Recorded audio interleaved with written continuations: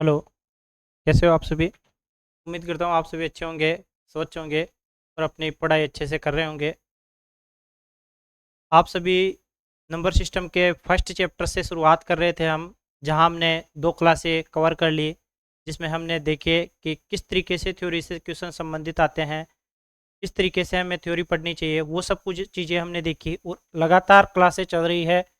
और यदि आप अपनी पढ़ाई को लेकर के, रेलवे की तैयारी या अन्य किसी कॉम्पिटिटिव एग्जाम की तैयारी को लेकर के बिल्कुल सीरियस है, मैं आपसे इतना कहूँगा कि लगातार क्लास के साथ जुड़े रहिए, क्योंकि निरंतरता एक ऐसी चीज़ है जो हर काम को संभव बना सकती है। और आप अपने लक्ष्य के प्रति यदि समर्पित हो, तो आप उस लक्ष्य के प्रति आप समर्पित भाव से आगे बढ़ो, क्योंकि निरंतरता एक ऐसा कार्य करेगी जो आप जैसे 10 घंटे एक दिन पढ़ लेंगे ना, वो काम नहीं आएगा, लेकिन आप 2-2 घंटे लगातार पढ़ते जाओगे ना, वो आपका काम आएगा।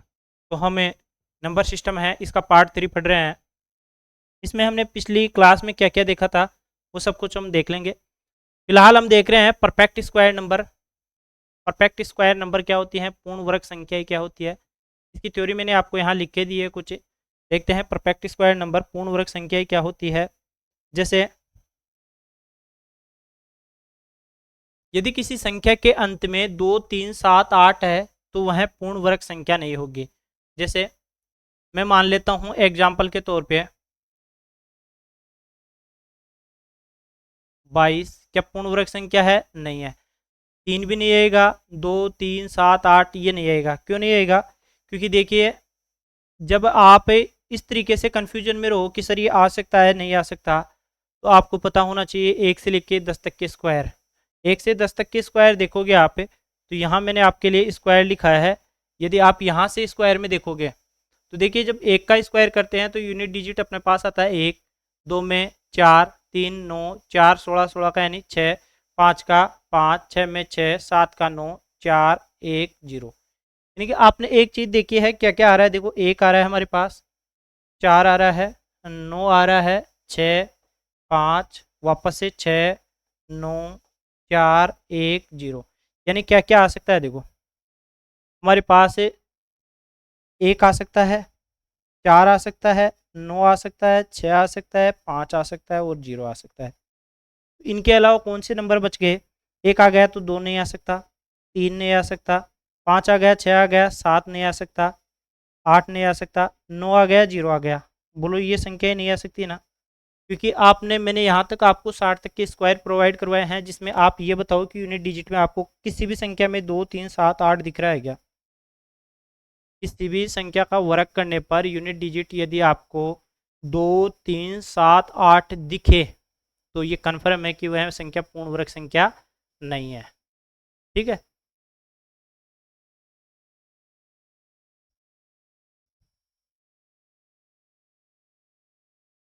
यदि किसी संख्या के अंत में 1, 4, 5, 6, 9, अभी जो हमने देखे 1, 4, 5, 6, 9 और सम संख्या में 0, तो वह संख्या पूर्ण वर्ग संख्या हो सकती है। ऐसा कन्फर्म नहीं है कि वो होगी, लेकिन हो सकती है। जैसे मैंने कहा कि यह है, तो क्या पीछे 0 सम संख्या में है क्या? तो आपको होगी बिल्कुल सर ये परफेक्ट स्क्वायर नंबर है। और यदि यहीं पे मैं आपके सामने ये संख्या रखूं कि 1000 के पूर्ण वर्ग संख्या है क्या? नहीं है, क्योंकि 0 है वो सम संख्या में नहीं है। अगर मैं यहाँ 1 0 और बढ़ा दूँ तो देखो अब 2 और 4 सम संख्या में आ गए 0, इसका मतलब ये क्या है? परफेक्ट स्क्वायर नंबर हो सकता है। अगर मैं यहाँ 2 कर देता हूँ, तो अब आप क्या कहोगे कि सर पीछे सम संख्या में 0 है, तो इसका मतलब ये पूर्ण वर्ग संख्या होनी चाहिए।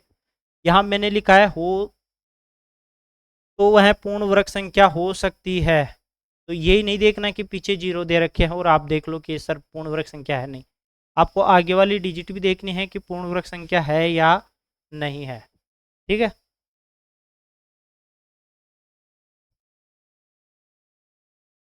कोई संख्या पूर्ण वर्ग में है तो उनका जो डिजिट सम है वो 1, 4, 7, 9 हो सकता है।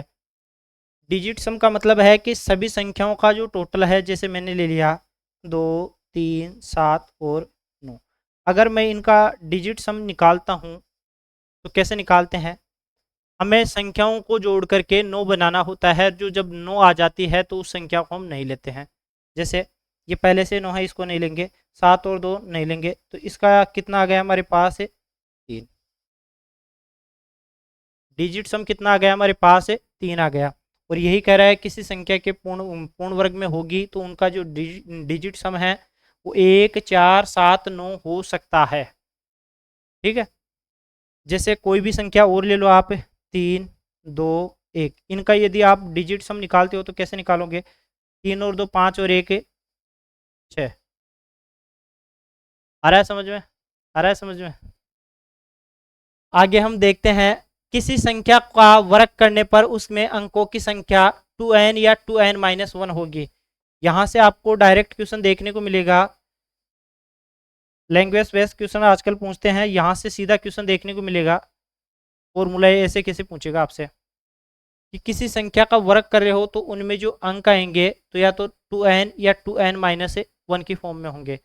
जैसे कितनी संख्याएं दे रखी है, या तो उसका दुगना होगा या उसके दुगने में से एक कम होगा। मान लेते हैं यहां मैंने कहा आपको कि 25, 25 का स्क्वायर करते हो तो कितना आता है 625। या तो कितने नंबर दे रखे हैं देखो, 5 और 2 7, इसका दुगना कितना होगा, सॉरी 1 और 1 2, कितने अंक हो गए यहाँ पे 2 अंक हो गए, तो 2 का दुगना कितना हो गया 4। कितने नंबर है देखो 1 2, या तो 2 का दुगना होगा 4 आएगा, या 4 माइनस 1, या तो 3 आएंगे या 4 आएंगे, बताओ कितना है 3 है ना। यहाँ से क्वेश्चन अपने को देखने को मिलेगा कि किसी संख्या का वर्ग करने पर उनमें जो अंक आएंगे वो कितने होंगे 2n या 2n-1 होंगे। अगला पॉइंट है कि शून्यों की संख्या यदि विषम है तो वह संख्या पूर्ण वर्ग संख्या नहीं होगी।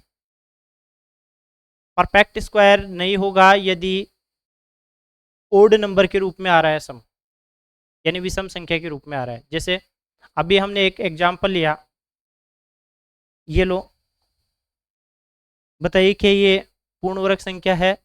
देखो शून्यों की संख्या कितनी है 3 है, 3 1 2 3, तो ये संख्या कौन सी संख्या हो जाएगी, पूर्ण वर्ग संख्या नहीं होगी। क्यों नहीं होगी? क्योंकि विषम संख्याओं में 0 आ रहा है। ठीक है,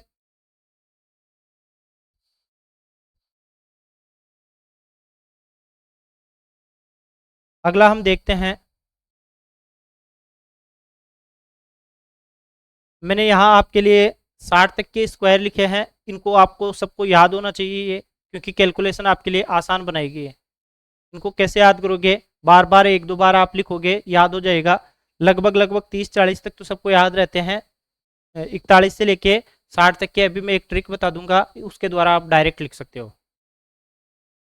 एक का 1 2 4 3 9 4 16, इस तरीके से आप जो भी है 40 तक तो लगभग लगभग याद होते हैं। 41 से लेकर के 60 तक के कैसे लिखोगे, देखो आपको पता होना चाहिए कि सर 40 का स्क्वायर कितना होता है, 40 का कितना होता है 1600।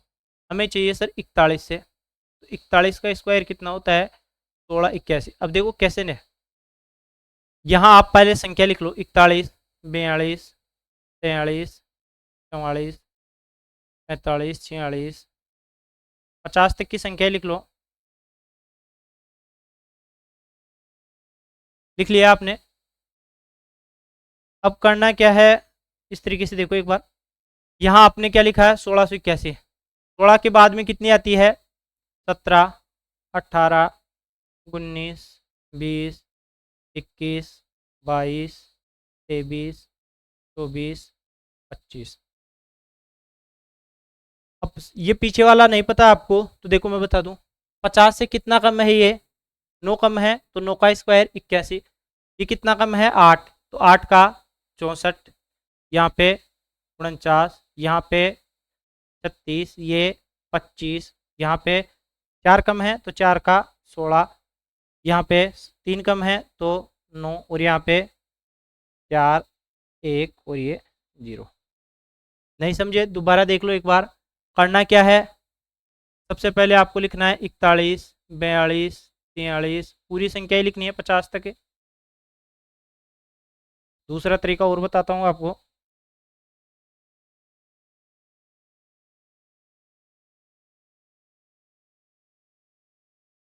स्क्वायर कर रहे हैं हम इन सभी का। यहाँ से आप संख्या शुरू करो लिखना।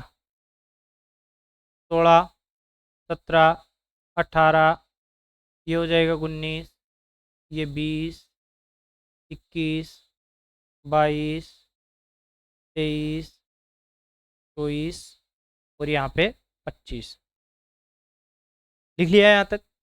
अब जीरो से शुरुआत कर दो।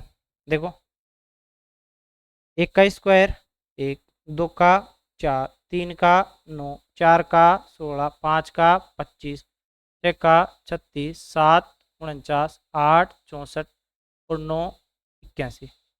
बोलो इस तरीके से 50 तक याद हो गया आपको? लिख लोगे, एक दो बार लिखोगे याद हो जाएंगे। इसी तरीके से हम आगे भी निकाल सकते हैं। देखो किस तरीके से सेम क्वेश्चन हम सेम अप्रोच लगाएंगे। किसके लिए? 50 के लिए। 50 से 51, आगे देखते हैं हम 52, 53, इस तरीके से आप 60 तक लिख सकते हो।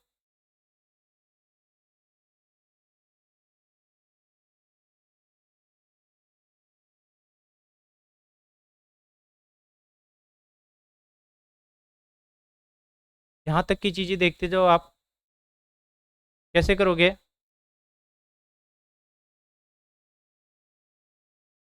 जैसे 51 है, 51 का स्क्वायर कैसे? 50 तक तो लिख लिया आपने। यहाँ पे 2601 गिनती लिखनी है आपको।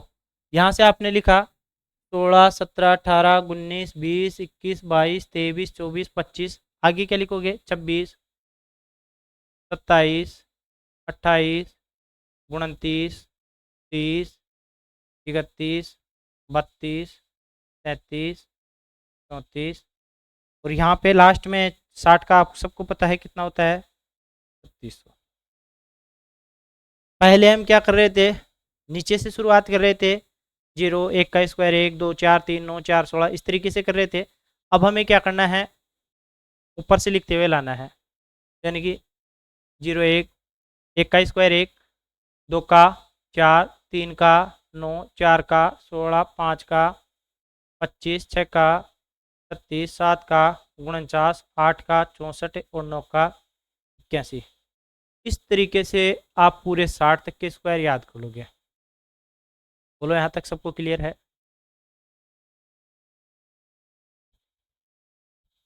एक बार बोलो मेरे साथ साथ ताकि आपको याद हो जाए। याद है तो भी लिखना है, नहीं याद है तो भी लिख लिख के याद करना है ताकि आपकी कैलकुलेशन स्पीड बढ़ जाएगी। एक, एक, दो, चार, तीन, 9, 4, 16, 5, 25, 6, 36, 7, 49, 8, 64, 9, 81, 10 तो 11, 121, 12, 144, 13, 169, 14, 196, 15, 225, 16, 256, 17, 289, 18, 324, 19, 361, 20, 400, 21, 441, 22, 484, 23, 529, 24, 576, 25, 625, 26, 676, 27, 729, 28, 841, 28, 784, 29, 841, 30, 900, 31, 961, 32, 1024 हो गया है। बोलो आप भी बोलो। 31, 961, 32, 1089, 33, 1156, 34, 1100 सॉरी 33, 1169, 34, 1156, 35, 12, 25, 36, 12, 96, 37, 13, 69, 38, 14, 44, 39, 15, 21, 40, 1600, 41, 16, 81, 42, 17, 64, 43, 18, 49, 44, 19, 36, 45, 20, 25, 46, 21, 16, 47, 22, 09, 48, 23, 04, 49, 24, 01, 50, 2500, 51, 26, 01, 52, 27, 04, 53, 28, 09, 54, 29, 16, 55, 30, 25, 49, 58, 33, 64, 59, 34, 81, 60, 3600। हमारे शर्मा जी कह रहे हैं सर इतनी फास्ट बोलोगे तो बच्चे कंफ्यूज हो जाएंगे। कंफ्यूज नहीं होना है आपको, ये लिखोगे ना और बोलोगे तो याद हो जाएंगे आपको। ठीक है, कंफ्यूज नहीं होना है आपको, इनको लिख लिख करके याद करोगे उतना बेस्ट रहेगा। तो मैंने स्क्वायर लिखवा दिया, परफेक्ट नंबर क्या थे, किस तरीके से काम करते हैं, वो चीज़ें हमने देख ली, ये मैंने बता दिया आपको। यहाँ हम देखने वाले हैं किसी संख्या के अंत में 5 हो तो वर्ग किस तरीके से निकालते हैं। जैसे मैंने आपको कहा 25, 25 का आपको वर्ग निकालना है। सबसे आसान तरीका ये है, सबसे पहले 5 जिस संख्या के यूनिट डिजिट में 5 हो वो कैसे निकालते हैं। देखो 5 है तो लास्ट में क्या कर दो 25, इसमें एक और जोड़ दो, एक और जोड़ने पर कितना आ गया हमारे पास है 3 आ गया। इससे जस्ट अगली संख्या कितनी आ गई 3, और 3 दूनी इन दोनों को आपस में गुणा कर दो, 3 दूनी 6, कितनी वैल्यू आ गई 625। क्या करेंगे लास्ट में 5 है तो क्या करेंगे 25, जिनका यूनिट डिजिट 5 दे रखा है उनका स्क्वायर करने के लिए क्या करेंगे, सबसे पहले उसमें कितना कर देंगे लास्ट में 25 कर देंगे। जो लास्ट नंबर बच रहा है आगे जो भी नंबर बच रहा है उस नंबर में जस्ट अगली संख्या जोड़ के दोनों को मल्टीप्लाई कर दो। जैसे मैं लेता हूँ यहाँ पे 35, इसका स्क्वायर क्या होगा, तो आप कहोगे सर इसका तो हो गया कितना 25, इससे जस्ट अगली संख्या है 4, तो 4 3 12, इन दोनों को इंटू कर दो, वैल्यू आ गई 12 25। अगर मैं यहाँ से देखता हूँ 45, 45 का स्क्वायर कैसे निकालते हैं, 5 है तो 25, इससे जस्ट अगली संख्या कौन सी हो गई 5, 5 चौके 20, वैल्यू कितनी आ गई 20 25। सेम तरीका है 55 का भी आप निकाल सकते हो, 5 है कितना आ गया हमारे पास है 25, इससे जस्ट अगली संख्या है 6, 6 इंटू 5 30 25। यहाँ दे रखा है हमें 65, 65 का कैसे निकाल सकते हैं, 5 है तो 25 और 6 इंटू 7 43। यहाँ से देख सकते हो 75, इसका स्क्वायर 5 का 25 और 7 इंटू 8, यहाँ क्या करोगे आप 8 25। इस तरीके से जो भी संख्याएं हैं जिनके लास्ट में कितना दिया हुआ वो 5 हो उन सबका हम क्या कर सकते हैं स्क्वायर फास्ट कर सकते हैं। बाकी ये 2 डिजिट वाले थे, अब हम देख लेते हैं 3 डिजिट वाले। जैसे 105 है, अगर आप इसका स्क्वायर करते हो तो 5 है तो अभी मैंने बताया कितना करोगे आप लास्ट में 25 तो करना ही करना है। क्या बच रहा है हमारे पास है 10, क्या बच गया 10, इससे जस्ट अगली संख्या कौन सी हो गई 11, 11 इंटू 10 कितना हो गया 110। बोलो यहाँ तक की बात समझ में आ गई। अगर मैं लेता हूँ 115 का स्क्वायर, 5 है कितना ले लेंगे हमें 25, 11 इससे जस्ट अगली संख्या है 12, 11 इंटू 12 कितना होता है 132, 132 25। इस तरीके से आप जो भी संख्याएं दे रखी है उन सभी संख्याओं का वर्क कर सकते हो। तो मैं आपके लिए क्वेश्चन दे दूँ, बताओ आप क्वेश्चन मेरे को करके बताओगे कि 405, क्वेश्चन ये है कि 405 का वर्ग ज्ञात कीजिए। ये आपके लिए होमवर्क दे रहा हूँ मैं, आपको इसका होमवर्क करना ही है, ठीक है। 405 का कितना होगा, अगर मैं यहाँ लिखूँ 205 तो 205 का वर्ग कितना होगा, ये सब संख्याएं दे रहा हूँ मैं आपको। 85, 85 का स्क्वायर कितना होगा, ये सब आपके लिए क्या है होमवर्क है, HW है आपका। कमेंट बॉक्स में आप ज़रूर आंसर देना क्या है क्या नहीं है, ठीक है। आगे देखते हैं, इसी में देख लो अगर कोई संख्या दे रखी है, जैसे मान लो ये संख्या दे रखी थी, अब हम फास्ट कैलकुलेशन कैसे कर सकते हैं कि सर जैसे किसी संख्या के अंत में 5 नहीं हो उसका भी तो करना ही पड़ेगा ना, या किसी संख्या को मल्टीप्लाई करना हो तो कैसे करेंगे, किसी भी संख्या को मल्टीप्लाई करना हो तो कैसे करेंगे। जैसे मैं कहता हूँ 24 है, अगर इसका स्क्वायर करना है तो फर्स्ट टाइप तो क्या है कि आप लिख सकते हो कि 24 इंटू 24,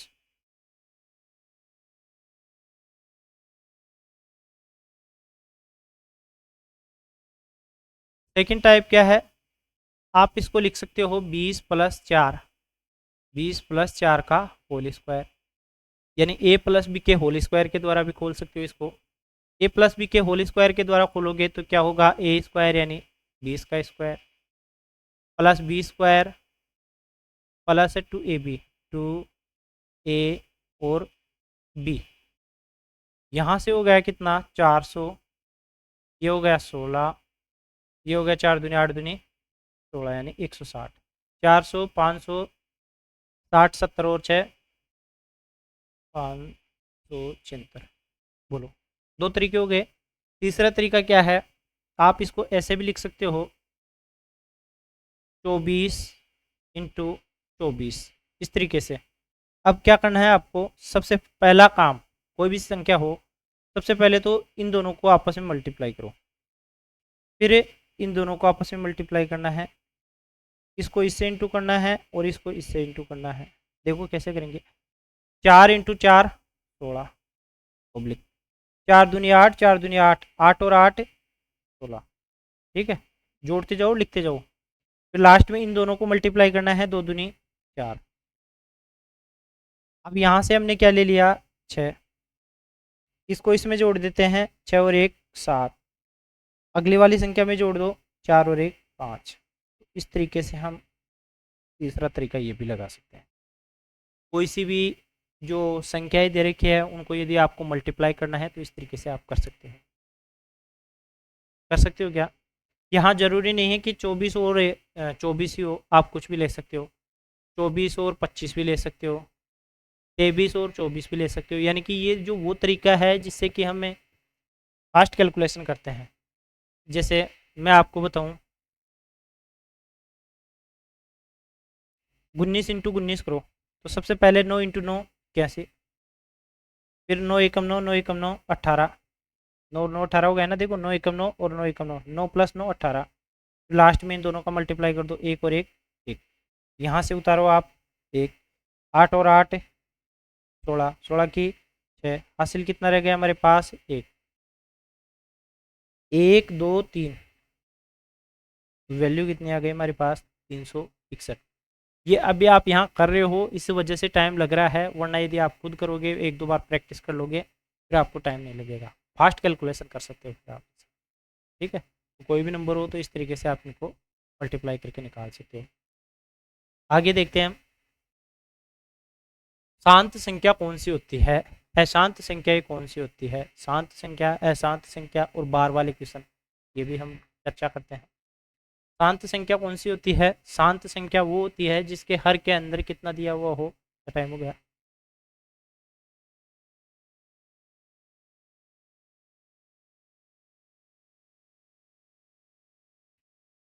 देखो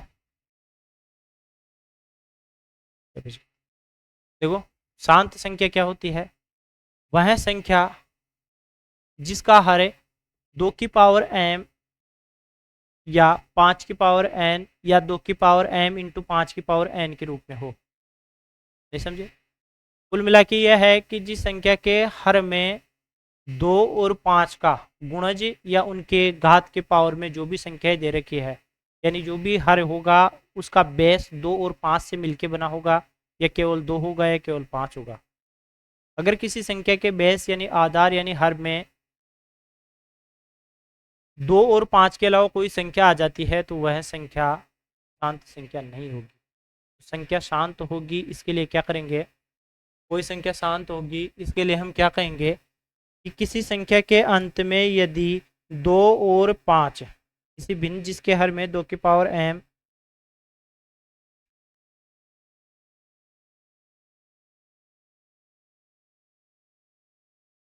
किसी भिन्न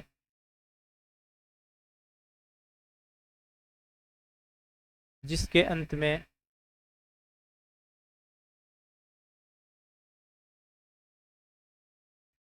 जिसके हर सॉरी जिसका हर जिसके हर में जिसके हर में 2 की पावर m या 5 की पावर n या 2 की पावर m इंटू 5 की पावर n, 2 की पावर m इंटू 5 की पावर n के रूप में हो,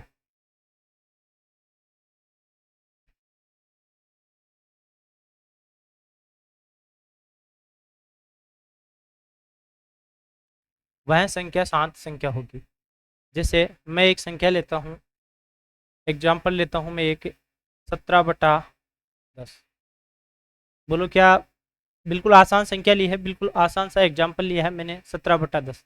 आप कहोगे सर शांत संख्या है, इसको हम डायरेक्ट लिख देंगे क्या, 1.7, लेकिन पता कैसे चला कि ये शांत है, नीचे क्या दे रखा है, मैं इसको मैं और एक्सप्लेन करता हूँ, 17 इसे लिख सकते हैं 2 इंटू 5, और इसे मैं लिख सकता हूँ 2 की पावर 1 और 5 की पावर 1, यानी कि इसका जो हर है वो 2 की पावर और 5 की पावर में है। जिसका हर है 2 की पावर और 5 की पावर के रूप में दिख जाए वो क्या होगा, शांत संख्या होगी। वो क्या होगी हमारे पास है, शांत संख्या होगी। बोलो यहाँ तक की चीज़ें सबको क्लियर है। शांत संख्या कौन सी होगी, जिसका हर है 2 की पावर m इंटू 5 की पावर n के रूप में होगा, वो संख्या शांत संख्या है। अगर मैं यहाँ लेता हूँ आपके लिए जैसे 13 बटा कुछ भी ले लो आप, 8 ले लो, क्या ये शांत होगी या नहीं होगी? आप कहोगे सर बिल्कुल शांत होगी, क्योंकि हर क्या दिख रहा है हमें, 2 की पावर 3 के रूप में दिख रहा है। दिख रहा है ना। अगर आप इसको दशमलव में ले जाना चाहते हो और यहीं पे कैलकुलेशन करना चाहते हो तो आप इसे लिख सकते हो क्या, 13/2 की पावर 3। अगर सर इसको 10 बनाना है, हर में क्या लाना है, 10 लाना है, क्योंकि जीरो जब आ जाएगी ना हर में, 10 की फॉर्म में जब आ जाएगी वो, तो भाग देना आसान हो जाएगा, क्योंकि जितनी जीरो है उतने हम क्या कर देंगे, संख्या लगा के ऊपर संख्या छोड़ के पॉइंट लगा देंगे। 2 की पावर 3, इसको करने के लिए हमें 5 की पावर ऊपर और नीचे गुणा करना पड़ेगा। तो यानी वैल्यू क्या आ गई, 13 इंटू 125/5 दूनी 10, 10 की पावर 3। इस तरीके से आप इनको हल कर सकते हो। 13 इंटू 5, 13×5 = 65, कितना आया 6, 12, 13 दूनी 26, 26 और 6 32, 2 3, 13 एकम 13, 13 और 3 16। वैल्यू नीचे कितनी रह गई हमारे पास, 3 जीरो। तो यहाँ से मान कितना गया, 1.625। तो बोलो ये वाली संख्या शांत संख्या है कि नहीं है, शांत संख्या है। अगर आप 13 में 8 का भाग दोगे तो कितनी बार जाएगा, यही वैल्यू आएगी। वो आप बिना भाग दिए भी कर सकते हो। तो मैं यहाँ शांत और अशांत संख्या समझा रहा हूँ। शांत और अशांत संख्या क्या कैसे निकालते हैं हम, हर देखना है, यदि हर के अंदर 2 की पावर में दिख जाए या 5 की पावर में दिख जाए या केवल 2 दिख जाए या केवल 5 दिख जाए, वो सारी संख्याएं क्या होगी हमारे पास, शांत संख्याएं होगी। शांत का मतलब समझते हो ना, उत्पल नहीं करेगी ज़्यादा भाग, मतलब आपको बार बार परेशान नहीं करेगी, भाई देते रहो भाग देते रहो। कुछ अंकों के बाद में संख्या पूरी तरह से विभाजित हो जाएगी, रुक जाएगी, भाग जाना बंद हो जाएगा, वही क्या होगी, परफेक्ट वो सॉरी शांत संख्या होगी। समझ गए, समझ गए। अब ये साफ कर देता हूँ मैं इनको, ठीक है। अब देखो अशांत संख्या क्या होगी, तो अशांत संख्या वो होगी जो 2 और 5 के अलावा कुछ भी दे दे हर में। जैसे मैं यहाँ कह रहा हूँ आपको 2/, इसका हर देखना है आपको, सिर्फ क्या देखना है आपको, हर। यहाँ पे मैंने लिखा है हर में, हर देखना है आपको। हर में यदि 2 और 5 के अलावा कोई सी भी संख्या किसी फॉर्म में दिखती है तो वह संख्या अशांत संख्या हो जाएगी। क्या बताओ, यहाँ पे 2 और 5 के अलावा कुछ दिख रहा है क्या आपको, कि सर यहाँ तो 3 दिख रहा है, तो 3 में ना तो 2 है ना ही 5 है, तो ये संख्या कैसी हो जाएगी हमारे पास, अशांत संख्या हो जाएगी। जैसे 0.666 ऐसे ऐसे चलता जाएगा, समझ गए। ये हो जाएगी हमारे पास अशांत संख्या। इसी को मैं दूसरे तरीके से और समझा देता हूँ, देखो आप।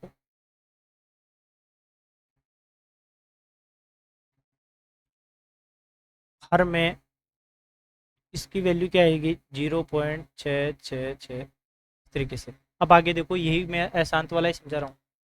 जैसे मान लीजिए मैं यहाँ लेता हूँ 3 इसकी पावर 2 इंटू 5 इंटू 7, ये ले लिया मैंने। अब आप कहोगे सर इसमें 2 भी है 5 भी है, तो ये शांत होनी चाहिए।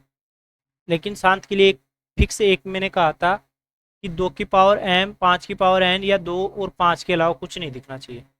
जो हर है उसके अंदर यही आनी चाहिए, इनके अलावा कुछ नहीं आना चाहिए। देखो देखिए इसके अंदर एक्स्ट्रा क्या दिख रहा है आपको, 7 दिख रहा है। तो एक्स्ट्रा 7 दिख रहा है, इसका मतलब ये क्या हो जाएगी हमारे पास, अशांत हो जाएगी। किस वजह से अशांत होगी है, इस 7 की वजह से अशांत। तो शांत और अशांत समझ गए। अब हम देख लेते हैं बार वाले क्वेश्चन। बार वाले क्वेश्चन कैसे करते हैं, क्लास तो लंबी नहीं हो रही ना।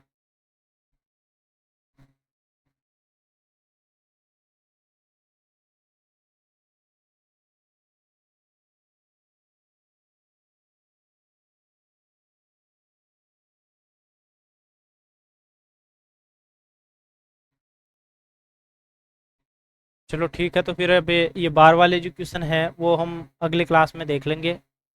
अरे टाइपिस्ट महोदय, मुझे कि सर बाहर भी जाना है, मार्केट जाके आना है, तो अगली क्लास में मिलते हैं यहाँ पे। उम्मीद करता हूँ यहाँ तक की चीज़ें आपको अच्छे से क्लियर हुई होगी, अच्छे से समझ में आई होगी। यदि आपने यहाँ तक के रेगुलर क्लासें ली हैं तो उम्मीद करूँगा आगे भी आप रेगुलर क्लासें लोगे और इस तरीके से आप अपने खुद के हैंड रिटन नोट से तैयार करते जाओगे, जिससे कि आपको आने वाले एग्ज़ाम में सुविधाएं उपलब्ध होगी और आप अच्छे से एग्ज़ाम को कवर कर पाओगे। मिलते हैं अगली क्लास में, तब तक के लिए ऑल द बेस्ट।